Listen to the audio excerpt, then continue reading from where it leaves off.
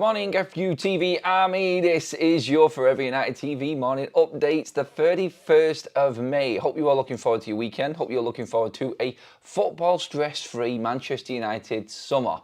No international football. Transfer business is the only way we're going now on Football Talks, and we're getting you updated today, Saturday the 31st, getting you completely in the know of everything going on around Manchester United. What's happening? We're going to talk about the goalkeeping situation more importantly than anything else this morning, I feel. I think with stories going around, they're going to give you updates on Manchester United's pursuit of Lucas Chevalier from Lille. That's a big one, and that's doing the rounds this morning. Manchester United's approach to the goalkeeping situation alongside what Ruben Amorim's issue is with Andrea Onana. I'm not saying he's got an issue with the player. I think the issue with this is obviously Ruben Amorim backing Andrea Onana or the club backing Andre. We cannot go into the season with Andrea Onana in goal. So updates on the goalkeeping front is what I want to concentrate on this morning, and get your opinions on that in the live chat also as well, everyone. So get yourself primed for that. Give me your opinions on that. I'm going to go through them stories as well. Martinez is involved in this as well this morning.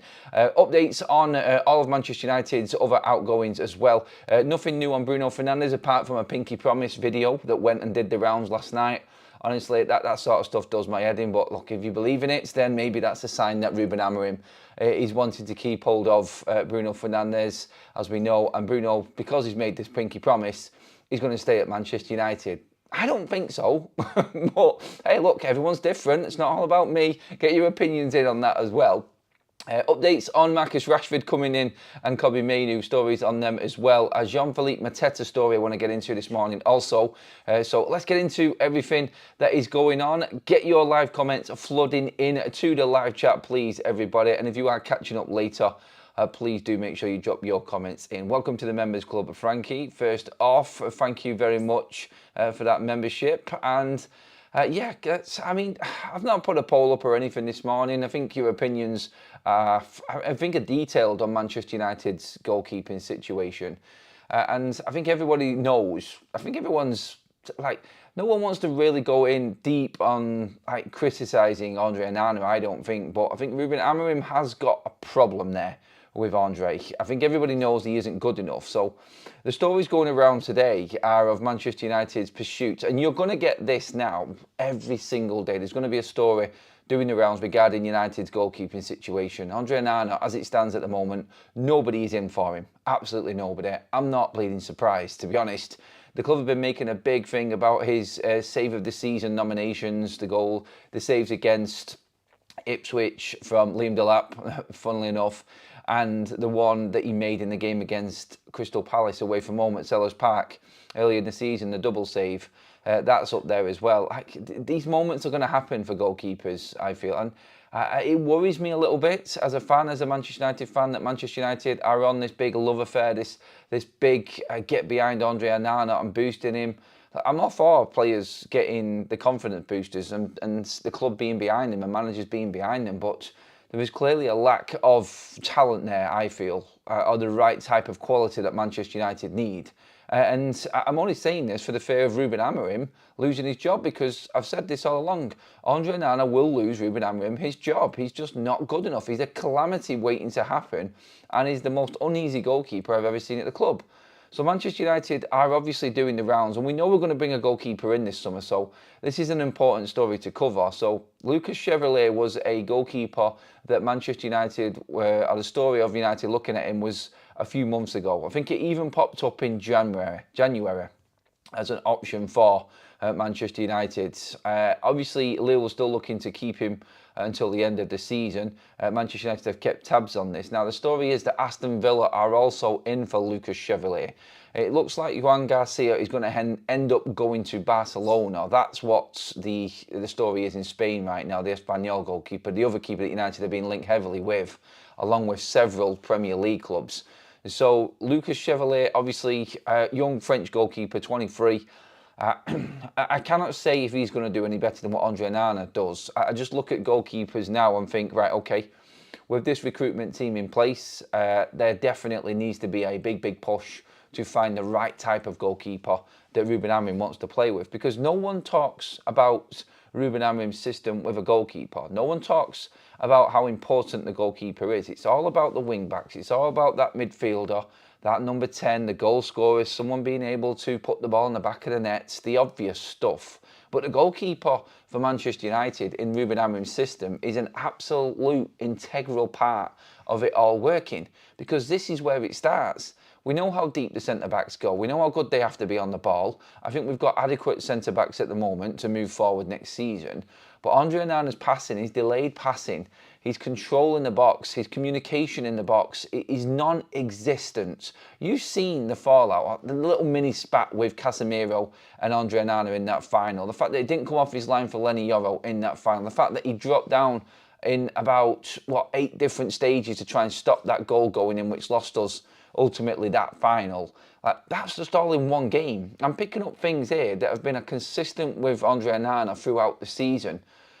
Manchester United, looking at Lucas Chevalier, I think it might be a bit of a problem to bring him in.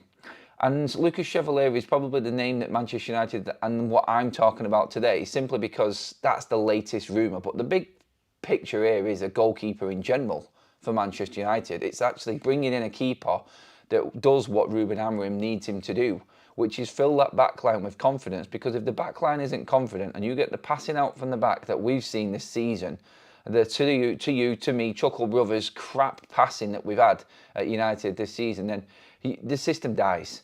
And in the end of the day, you are going to just, you're not going to get anywhere with a team that cannot pass out confidently from the back, that can bypass a press from an opposition. It starts with a keeper. Trust me solely on this. And I'm not, like, I played an all right level and I played at centre-back myself, but without that goalkeeper behind them centre-backs, without that communication, that confidence with that goalkeeper in the defenders, it's just going to die on its arse and die very, very quickly. And you can see that. There is zero confidence in this team in Andrea Onana.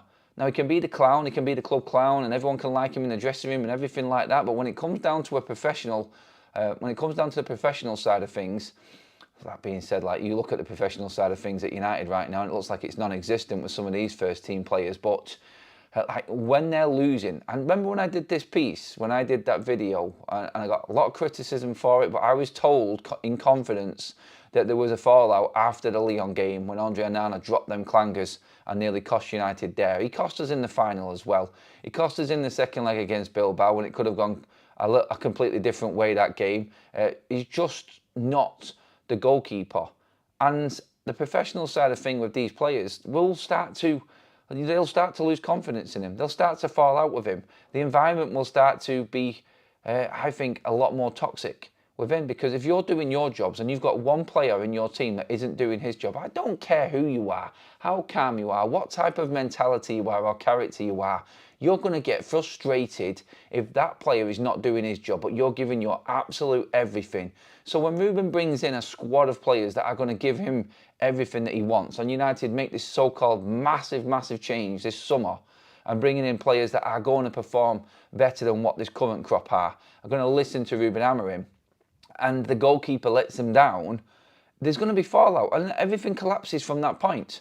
And I don't care who you are going to lose your temper, and you're going to lose confidence, and then your game starts to get affected from that point as well. And I think this is where Ruben's issue is with Andrea Onana. It's like it says in the thumbnail, open your eyes.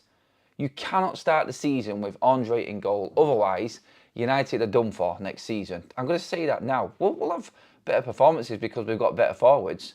But if United need to climb and United need to get into that top 6 in Europa League football, Andrea Onana cannot be in goal for Manchester United. I almost forgot quickly at the start of the show. Thank you, Johnny Evans. The announcement was made. He's retiring from football yesterday. Fantastic career. Thank you for everything that you've given, Johnny. Absolute legends in your own way. Going back years, I almost forgot about that at the top of the show. I was supposed to say that, but yeah, thank you, Johnny Evans, retiring from football. Great servant to Manchester United. And you know what? Talking about professionalism there that I was, and Manchester United and the squad and everything that is wrong with this club right now. Johnny Evans, no. Johnny Evans, leader and model pro, absolute model pro. Thank you, Johnny. Enjoy your retirement, buddy. Well deserved. Great player for Manchester United and Leicester as well. wish we had more. I wish we had more like him with his mentality. But I mean, talking about that, I mean, did you see the story from the Times yesterday? If you haven't, I'll just go through it with you now, because I'm talking about Manchester United's squad mentality. I'm talking about the professionalism within this team. It just seemed, and the story was that Manchester United players were not happy one bit about going out on tour after the season. They thought that they could have been spending that time with their loved ones on holidays. There hasn't been a real good atmosphere around. Bruno again doing his bit behind the scenes, buying staff drinks, everyone at the hotel bar. There seemed to be no curfew from what was said. Players were going out doing what they wanted. It just seemed like a bit of a free-for-all. And again, goes down to a lack of organisation and just utter carnage in and around Manchester United right now. And look, I'm not making a point about the goalkeeper being an issue in this at all. But again, just going back to the whole atmosphere around Manchester United, if you want to install that professionalism in Manchester United, up the standards, change the way that this club is operating at the moment, the mentality and the culture around Manchester United. I'm sorry, players like Andrea Onana are not what Manchester United need. They are not what United need. Don't get me wrong, behind the scenes, I've not got a problem with how everybody likes Andrea Onana, how everyone thinks that he's a great guy to have around. But on the pitch, that's just going to fall flat on its face, and it's just going to destroy Ruben Amorim's system and what he wants to install. Lucas Chevalier, the goalkeeper at Lille, I'm not going to even act like I know a lot about him. I've seen enough of Malinkovic Savage to say that he's a better goalkeeper. The size of him, the presence of him, his passing doesn't seem to be bad. He's agile, he gets down very quickly. Them stories are not going away. Romano has obviously said that, and Ornstein has said that Manchester United are going to bring a goalkeeper in. It's not top target. And Andrea Onana leaving Manchester United, or United making a real effort to try and push him out, is not top of the agenda. Look, I get it.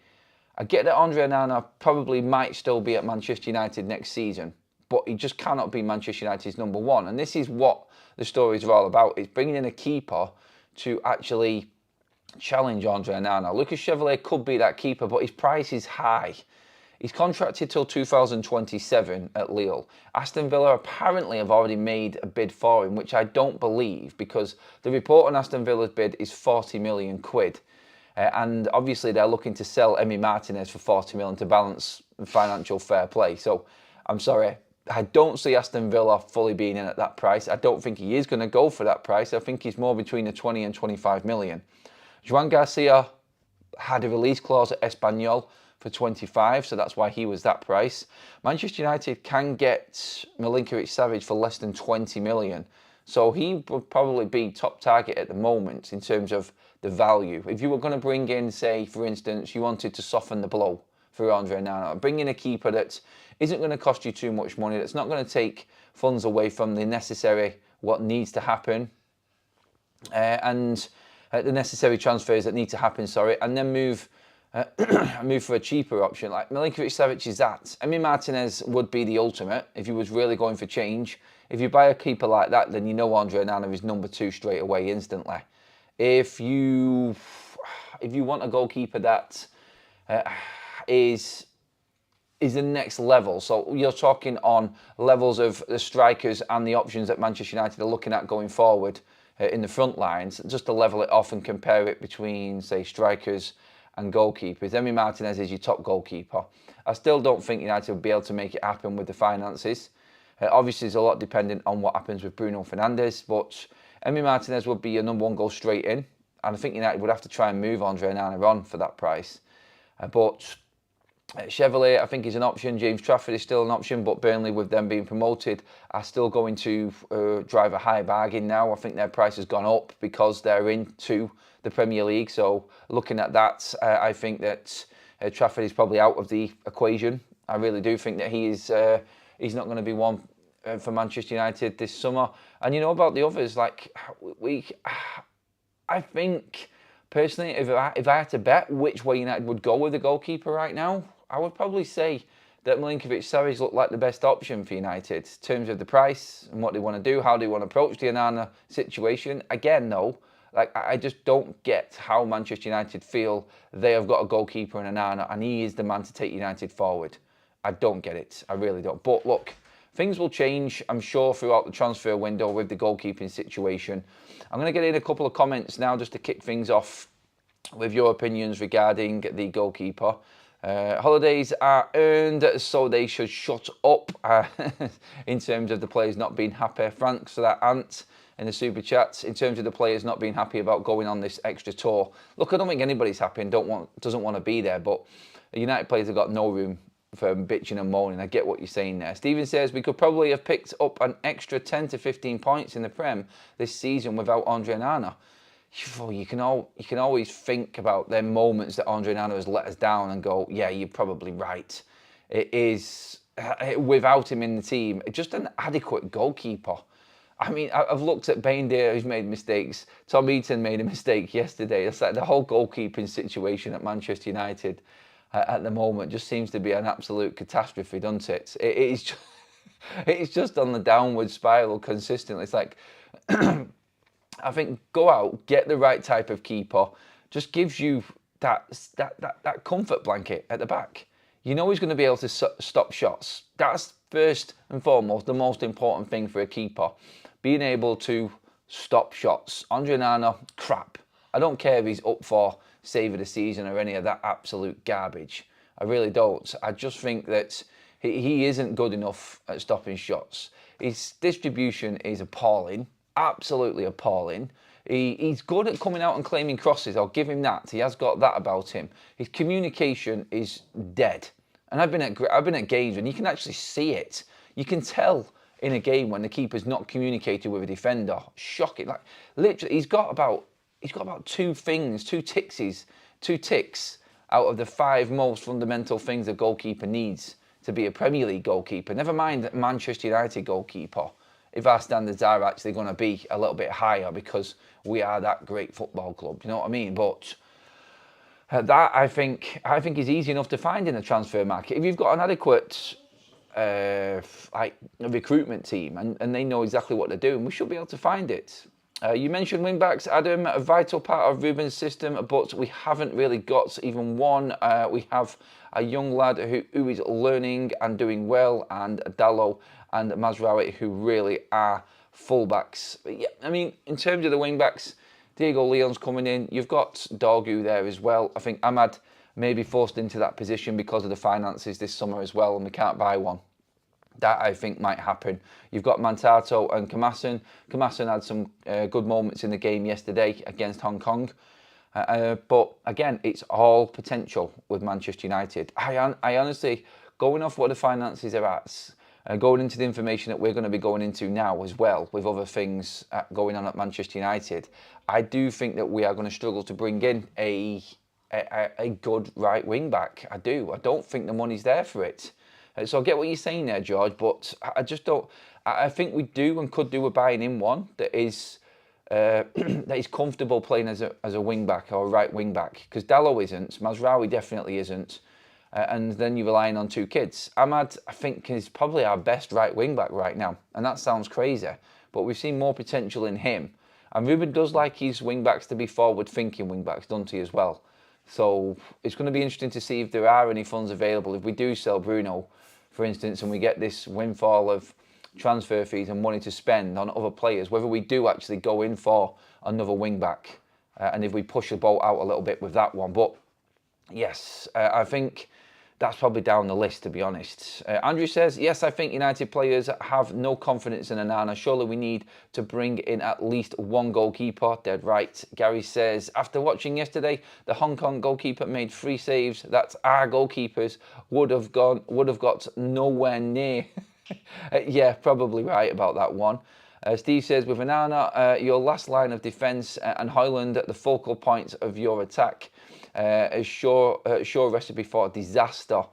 Thanks, Eric Ten Hag. Yep, I totally get that. And how many times have I said that the number 9 and the number 1 at Manchester United have to be priority on our shopping list this summer? 100% need to be where United are going. And I think, well, let's move it forward now, actually, onto the striker situation, because obviously we're going to wait and see what happens with Bruno now over the next couple of days. Nothing more to report on that, apart from that, like I said at the top of the show, the pinky promise, and whether you one of them superstitious people that believes that that's a done deal now, and Bruno is going to stay at Manchester United. Go with it. Use it if you want. I won't. I don't think that is the case. So quality of striker is key. We've gone in detail about the keeper. We know what's happening with the goalkeepers, and we know what we need. The Højlund situation, again, he proved yesterday how poor he was. We said also, and I think it's important to remember, where Chido is good and Chido is showing Rasmus Højlund up and is really embarrassing him, to be honest, right now, which I think he is.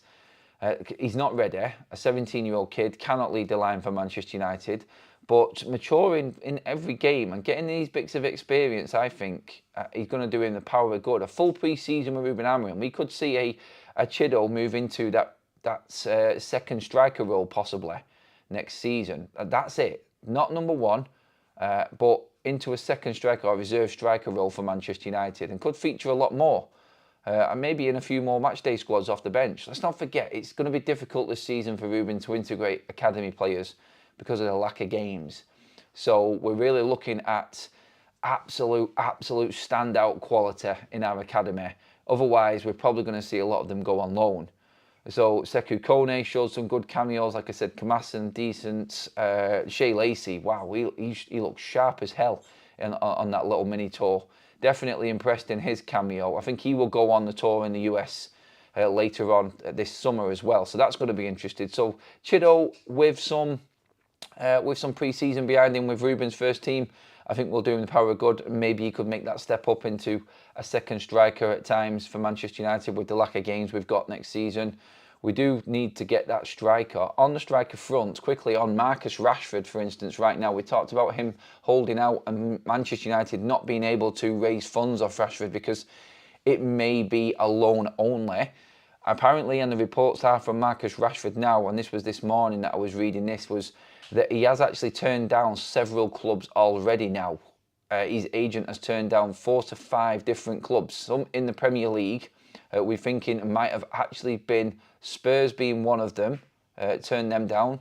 I think West Ham have approached Manchester United before as well, but that was never going to happen. I don't know if they're part of these teams that have approached Marcus Rashford. Obviously, Villa and Spurs, he's not going to. He wants the Barcelona move and has obviously binned off, as what these reports are saying, other approaches for him and his services because he believes he's going to be involved in Barcelona in the summer. The varying reports around Dzeko and Hansi Flick's opinions of Marcus Rashford are there for everybody to see. They want Luis Diaz. They like Marcus Rashford. The story changes every bleeding day with Marcus Rashford right now. All we need to know is that Manchester United are going to struggle to move him on because he doesn't want to go anywhere else. That's a definite. In terms of Barcelona's opinion of him, that may change. He's liking posts from Lamine Yamal. Marcus Rashford pictures himself in a different world to everybody else. We know this. We know this, the way he conducts himself, the way that he expects, or that entitlement factor to what he believes he should be getting. His whole attitude has been wrong for years now, and we've known this. So I think with him going to Barcelona, what the hope there is there is none. It's going to be a loan. Barcelona will not pay. But the other story on top of that as well is going around saying, and this is where the problem starts to mount, that Manchester United will not loan Marcus Rashford. They want to sell him. They have to sell him. I honestly have no idea how this situation is going to pan out. I don't know how Manchester United are going to get around this Marcus Rashford problem, because it is a real problem for Manchester United now. Because if they're looking to sell, then we're looking at what? Nobody?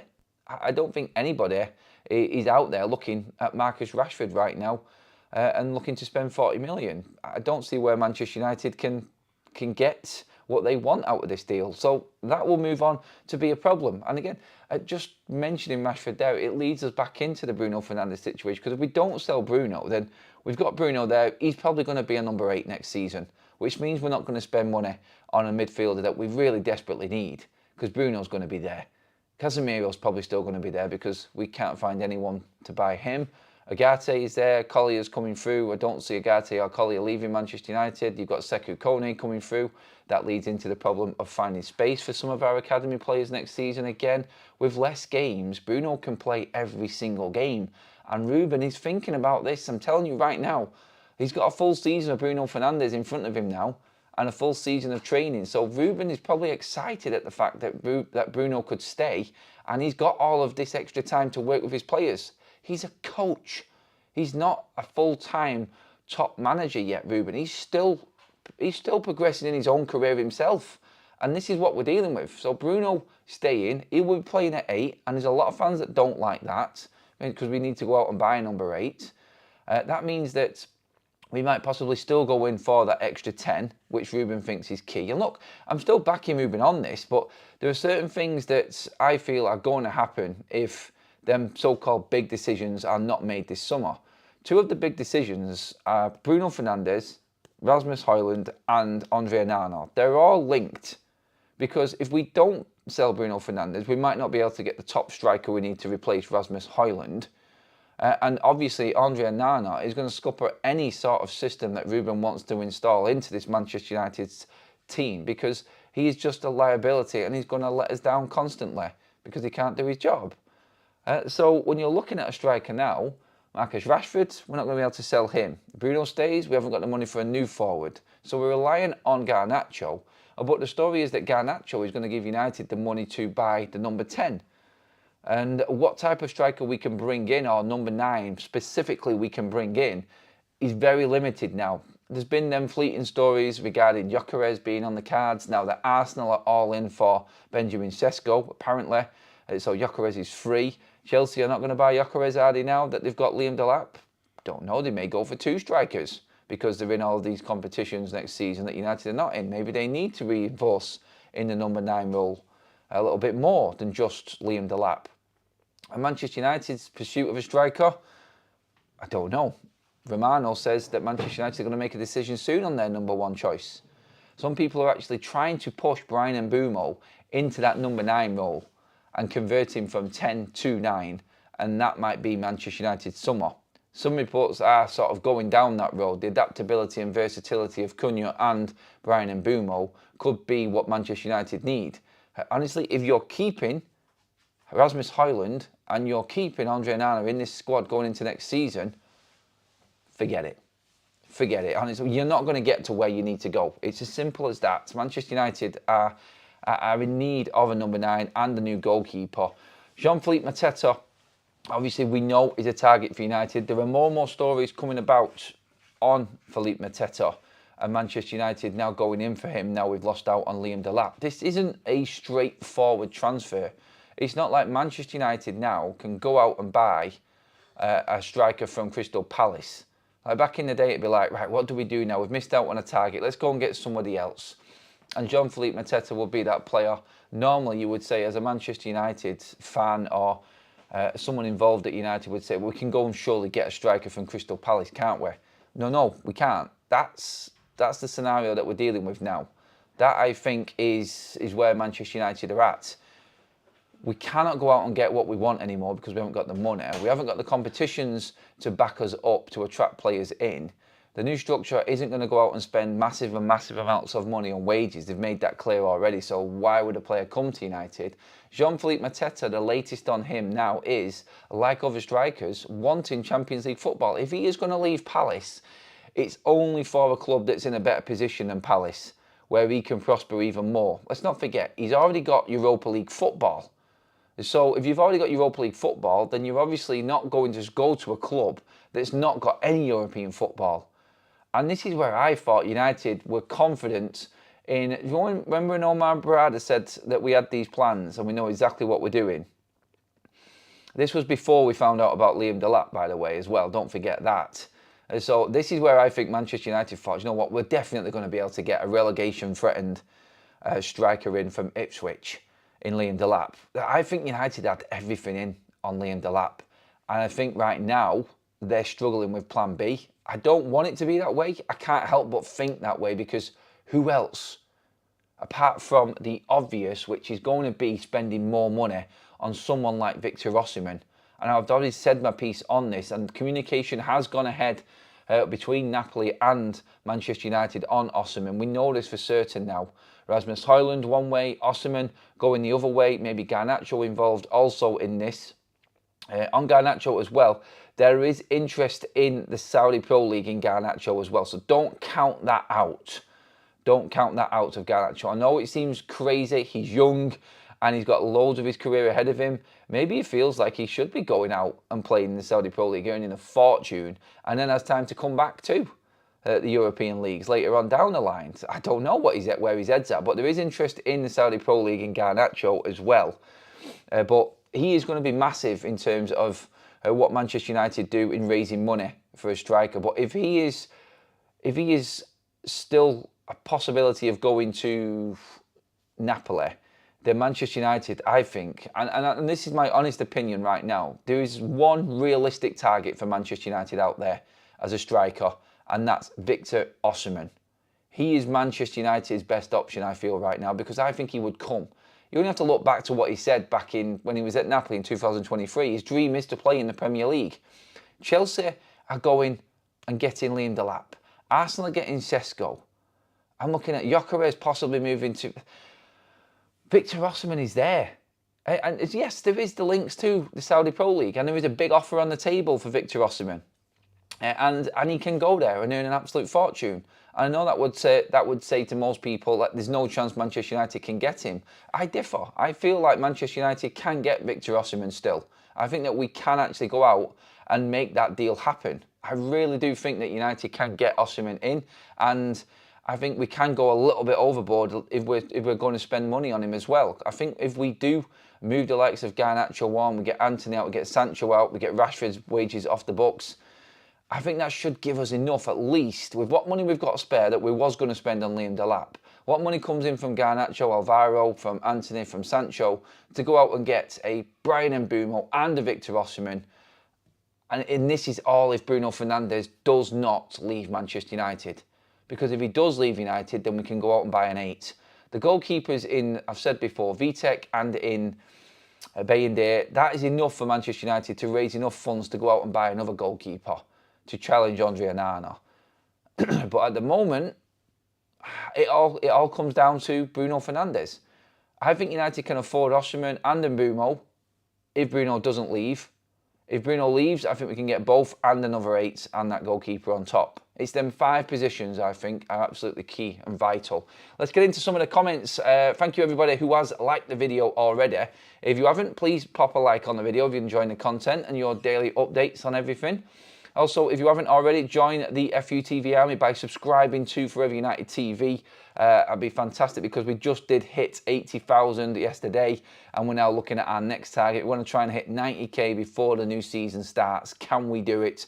Be part of the journey, everybody. Hit that subscribe button. The QR code, as you can see on the screen right there, is for our matchday sponsors and channel partner, Match Bingo. Get involved in that. Scan that QR code. I'll drop into the description below. To get your matchday cards. We'll have the Champions League one coming up as well. We're going to be doing the Club World Cup on Match Bingo this summer as well. Obviously, Nations League stuff is also going on. Internationals. Match Bingo does not stop for pre-season, everybody. So get involved in that. Be part and be one of the people, many that have actually won decent money on FUTV from Match Bingo. Thank you again to them, our partners throughout the back end of this season, and we're looking to continue our partnership into the summer. So thank you to Match Bingo again, absolutely brilliant sponsor, and thank you to everybody who's been involved helping us out with Match Bingo also. I've loved it, and I've loved seeing loads of you actually win. You are missing out if you haven't already, so scan the QR code, get involved, obviously create an account. You have to be 18 and over and a UK resident, sadly. Sorry for people overseas. Deposit £5 and Match Bingo will double that for new customers today by dropping another £10 in there. And it's only £2 a play, so get involved. Romano said Yakarez is off to Italy, I believe. I've not seen that report, Anne, actually. This is your comment section, everybody. Please get involved. Let me know what you think. Holstein needs serious investment. Goalkeeper 8 and striker, says Ant. 100% on that one. Super chat in from Chicken. It says, just imagine we can sell Bruno by Yakarez and Mayu is free to play in Bruno's position. Cunha, Mayu, Yakarez with just calling Bruno. Also, if we sell Bruno, we can buy a better goalkeeper too. Kobbie Mainoo's future at Manchester United is in doubt. I mean, Chicken's just brought it up there in a super chat. But yeah, don't count on Kobbie Mainu being a Manchester United player next season, going off what I've been told and reports going around. Realistically, he is a problem for Manchester United because of his wage demands. That's all I'm going to say on Kobbie Mainu again on that. But he is not a definite for next season for Man United. Trust me on this one. Bruno Staying is hardly bad news though. 30 or not, he's our only world-class player and surely a selling point when bringing in players. It's true. Playing with Bruno got to be a temptation for forwards. Well, this is the thing, isn't it? It's like, where is United's future? If you're selling off your best players, is that a bad advertisement for possible players coming in? Why is everyone leaving United? Why would I want to go to United if their best players are going? That's something that you could actually say as well in this. So, yeah, there is that mindset as well, I think, in a lot of players coming in. Who's the goalkeeper? We sold to Leverkusen last year. Kovar would be the goalkeeper, mate. How much is Mainu asking? More than Ahmad, said Rudresh. Yeah. Mainu wants 60 grand a week more than Ahmad. Just to break it down, he wants 180 grand a week wages. And he's not managed to play a full season yet out of the last 2 because of injuries. And hasn't been first choice for Ruben Amorim. So this is the point I'm making, why would we invest that much money into a player that doesn't feature that much? He doesn't warrant the 180 grand a week wages. And United are standing firm with this. And they're standing even more firm now that we're not in the Champions League. So not getting this Champions League place has really caused a problem with a few different players. And I think Kobbie Mainu as well is one of these players that are now looking at Manchester United. I don't think his future is very, very clear. Ruben Staying, and Ruben obviously wielding that axe this summer, I think you've got to look at that and say, honestly, wow, not ideal whatsoever. And I'm looking at some players looking at it in particular. I think Kobbie Mainu, when Ruben came out, like Ornstein said, and was all over the I'm staying and this is what's going to be happening going forward. I think Kobbie Mainu was one of them players that was secretly bricking it, absolutely bricking it. Max says maybe Højlund without Bruno look better. All look yesterday better without Bruno. No, completely disagree with that one, mate. I'm sorry, Højlund's useless, and this team is useless without Bruno Fernandez. Mainu can go. What a shame a youngster get their heads turned so quickly now, says Babs. Yep, agree on that. Liam says, didn't Chelsea sound out to Mainu last year? They did. Makes you wonder if they've put a 180 grand a week 9-year contract his way. It could possibly be that way. Obviously, negotiations are continuing with Chelsea and Jadon Sancho as well, everybody. So we're waiting to hear the confirmation. Hopefully, he doesn't get too greedy and can agree a deal with Chelsea and we can just get that 25 million in. That's 25 million, and the money from Alvaro, there's 2 deals out of the way then. And that just clears a little bit of a headache. One headache away. I know it's not the whole summer, but it just makes things a little bit easier. And I think just bit by bit, let's just chalk off these issues that we've got this summer and the business we've got to get done.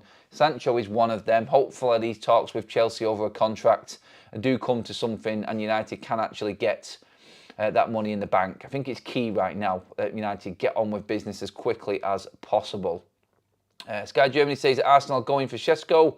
Good sign for United maybe to get Yakarez. No, Evan, I mean, yeah, look, Romano has said it's the dream move. Yakarez to United with Šeško going to Arsenal, Delap going to Chelsea, you would think is set in stone. But he's still got his sights set on the Champions League. And United have to do a full-on convincing game. So I said before, like, Osman is the obvious because he doesn't want Champions League, but he's going to cost us more than Victor Yakarez. If United can convince Victor Yakarez, then I'd bin Osman instantly and take Yakarez. Don't get me wrong, Yakarez is the top target, but I cannot bring myself to say with confidence that he is realistic right now. Unless I hear something in the news that something has changed. Ruben's had a private call with him. He's laid it all out for him. He's given him a contract or offered him a contract, or the club has, that give him that freedom if things go wrong and he can still move. Like, give us them 2 years. Give us this option. Give us 18 months, in fact. Until, if you don't see improvement, then we won't stop you being sold on. United, I think, should buy Victor Yakarez if they can for 55 million and say, look, if it doesn't work out, then you can go in maybe 18 months, 2 years, and United could probably sell him and make a profit on him as well. Give him an option out. Give him that option. Like, actually, just accept where you are and stop trying to act like the United of old and say, look, this is what we're willing to do. We believe in our project that much that if it doesn't come through, then you can leave at this point. That's where I'm at with it. That's where I'm at with it, everyone. Anyway, I'm going to wrap things up there. I'm going to go get some breakfast and get out in the sun and chill out for a little bit. If anything does break, I will bring it to you. No drama, no mad rush today. It's a Saturday. Everyone's travelling back from the tour. Hopefully there isn't too much news, but if there is news floating around, I will have you covered as always, so don't worry about that, everybody. All I want you to do now is please give this video a like if you're loving the content. Drop your comments in on the comment section below once the live is finished, everyone. Make sure that you get in there with a lot of detail as well, so I can read through it while I'm poolside or walking down the beachfront. Only joking. I think I've earned the break. Well, I think I have anyway. You tell me if you think I have. And thank you again, everybody. Make sure you hit that subscribe button. 80k in the bag. Target next is 90k before the start of the season. Get on with it. Like, share, and subscribe to Forever United TV, everybody. I will see you all in the next video. So, yes, enjoy your day. And I'll be back if anything does break of significance.